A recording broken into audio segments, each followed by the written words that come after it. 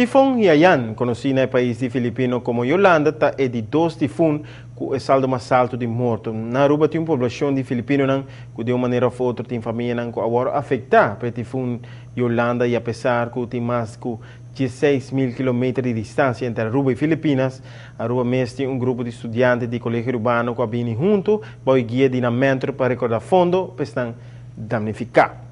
A ideia a começar durante lesta onde estudantes estava a conversar sobre o tifão com a causa de dano e onde os estudantes nascidos na Filipinas a comentar com familiares de a seu caso por completo. Essa aqui estava suficiente para a classe VIC vir junto para recordar fundo com o lema Anyone can save a life.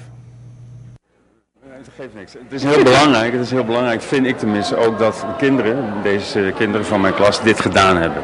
Als een besef en weten van hoe erg het daar is en wat er voor nodig is en daarmee bezig zijn. Nou, dus dat komt over als een goede boodschap. A escolher para Rode Kruis como organização para donar a placa recordada durante o dia na colégio urbano. A placa donada wordt convertida em peso filipino na banco sem nenhum gasto adicional. En ik wil gewoon heel graag bedanken voor iedereen die hebben gegeven. Leerlingen, docenten en ook een paar mensen van buiten.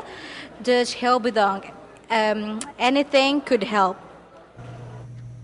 É remarcável para admirar com estudantes do colégio urbano a vir junto para cada fundo para com necessidade exterior. Um total de mais ou menos 3.000 florins, agora recordar de um solo dia na escola. Hope bom mês.